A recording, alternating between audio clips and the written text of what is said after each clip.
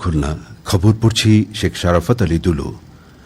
খুলনা বিশ্ববিদ্যালয়ের একাডেমিক ও প্রশাসনিক প্রধানদের সাথে ঈদ পরবর্তী শুভেচ্ছা মত বিনিময় সভা আজ প্রশাসনিক ভবনের সম্মেলন কক্ষে অনুষ্ঠিত হয়। সভায় বিশ্ববিদ্যালয়ের সার্বিক উন্নয়ন, একাডেমিক কার্যক্রমের গতি বৃদ্ধি এবং প্রশাসনিক শৃঙ্খলা জোরদারের উপর বিষয়ে গুরুত্ব আরোপ করা হয়। সভায় প্রথম বর্ষে ভর্তি কার্যক্রমে মাইগ্রেশন প্রক্রিয়া, কর্মকর্তা কর্মচারীদের জন্য সরকারের 11 দফা নির্দেশনা বাস্তবায়ন সহ একাডেমিক ও প্রশাসনিক বিভিন্ন গুরুত্বপূর্ণ বিষয়ে আলোচনা করা হয়। উপাচার্য প্রফেসর ডক্টর মোহাম্মদ রেজাউল করিম সভায় বলেন, খুলনা বিশ্ববিদ্যালয়কে কাঙ্ক্ষিত লক্ষ্যে পৌঁছাইতে সবাইকে সমন্বিতভাবে কাজ করতে হবে।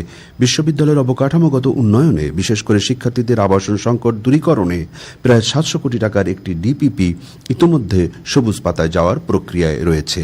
তিনি উন্নয়ন কার্যক্রমের ধারাবাহিকতা বজায় রাখতে আর্থিক সক্ষমতা বৃদ্ধির উপর জোর দিয়ে বলেন, বিশ্ববিদ্যালয়ের বাজেট বৃদ্ধির লক্ষ্যে বিশ্ববিদ্যালয় মঞ্জুরি কমিশনের সঙ্গে আলোচনা চলছে।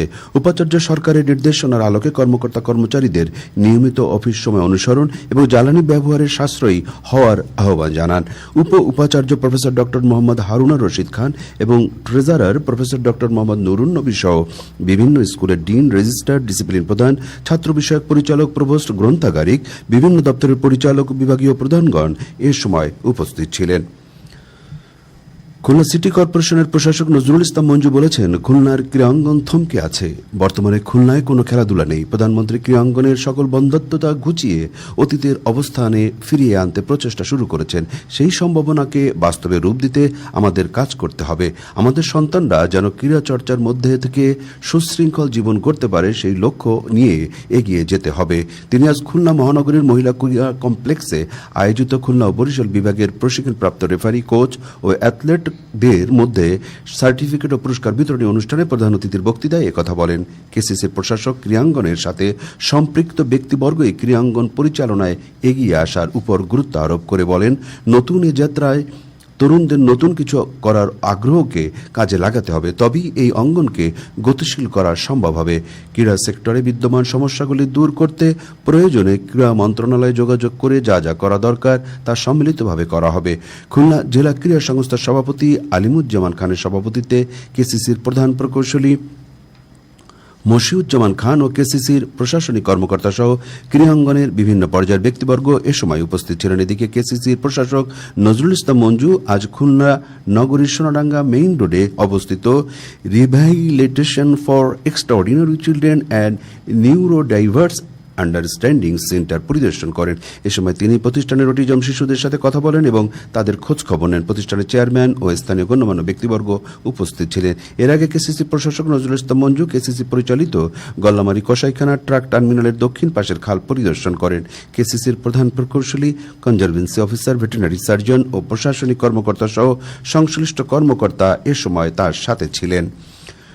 কুষ্টিয়া জেলার বিভিন্ন প্রাতিষ্ঠানিক ও অপ্রাতিষ্ঠানিক খাতের 160 জন শ্রমিক ও তাদের পরিবারের সদস্যদের মধ্যে চিকিৎসা ও উচ্চশিক্ষার অনুদানের 1 কোটি টাকার চেক আজ বিতরণ করা হয়। জেলা প্রশাসকের সম্মেলন কক্ষে আয়োজিত এক অনুষ্ঠানে জেলা প্রশাসক প্রধান অতিথি হিসেবে এসব চেক বিতরণ করেন। কুষ্টিয়া আঞ্চলিক শ্রম দপ্তরের উপপরিচালকের সভাপতিত্বে পুলিশ সুপার ও অতিরিক্ত জেলা প্রশাসক সার্বিক সহ সংশ্লিষ্ট কর্মকর্তাগণ এ সময় উপস্থিত ছিলেন। কুষ্টিয়ার একটি আদালত এক হত্যা মামলায় 4 জনকে যাবজ্জীবন কারাদণ্ড এবং প্রত্যেককে 20,000 টাকা করে জরিমানা ও অনাদায়ে আরও 1 বছর করে সশ্রম কারাদণ্ড দিয়েছেন। জেলা দায়রা জজ আদালতের বিচারক মোহাম্মদ এনায়েত কবির সরকার আজ এ রায় ঘোষণা করেন। আদালত সূত্রে জানা যায়, মিরপুর উপজেলার মিটন গ্রামে আধিপত্য বিস্তারকে কেন্দ্র করে একজনকে হত্যা করা হয়। এদিকে খুলনার একটি আদালত পৃথক 2টি দুর্নীতি মামলায় 2 ব্যক্তিকে বিভিন্ন মেয়াদে সাজা প্রদান করেছেন। এর মধ্যে একজনকে 2টি ধারায় 10 বছর এবং অপরজনকে 2টি ধারায় 6 বছরের সশ্রম কারাদণ্ড, একই সাথে তাদের বিভিন্ন অর্থদণ্ড দেওয়া হয়। খুলনা বিভাগীয় স্পেশাল জজ আদালতের বিচারক মোহাম্মদ আশরাফুল ইসলাম আজ পৃথক 2টি দুর্নীতি মামলার রায় দেন। এছাড়া একটি ভ্রাম্যমাণ আদালত আজ সাতক্ষীরার বকচর বাইপাস এলাকায় অভিযান চালিয়ে জ্বালানি তেল মজুত ও উচ্চ মূল্যে বিক্রি করার অপরাধে এক ব্যক্তিকে 2 মাসের কারাদণ্ড ও 5,000 টাকা জরিমানা করেছে। নির্বাহী ম্যাজিস্ট্রেট সাইফুল ইসলাম এ রায় ঘোষণা করেন। সাতক্ষীরার দেবাটা উপজেলার সখীপুর ইউনিয়নের পিলের মাঠে 8 দলীয় ক্রিকেট টুর্নামেন্টের দ্বিতীয় সেমিফাইনাল খেলায় আজ আল্লাহর দান মোটরস ক্রিকেট একাদশ 13 রানে পারুলিয়া পল্লী উন্নয়ন সমিতি ক্রিকেট একাদশকে পরাজিত করেছে। সবশেষে আবহাওয়া। আজ রাত 1টা পর্যন্ত পূর্বাভাসে বলা হয়েছে রাজশাহী, কুষ্টিয়া, পাবনা, টাঙ্গাইল, ময়মনসিংহ, ঢাকা, ফরিদপুর ও সিলেট অঞ্চলে পশ্চিম উত্তর পশ্চিম দিক থেকে অস্থায়ীভাবে ঘন্টায় 45 থেকে 60 কিলোমিটার বেগে দমকা অথবা ঝোড়ো হাওয়া বয়ে যেতে পারে। সেই সঙ্গে বৃষ্টি অথবা বজ্রসহ বৃষ্টিপাতের সম্ভাবনা রয়েছে। এসব এলাকার নদীবন্দর সমূহকে 1 নম্বর সতর্কতা সংকেত দেখাতে বলা হয়েছে।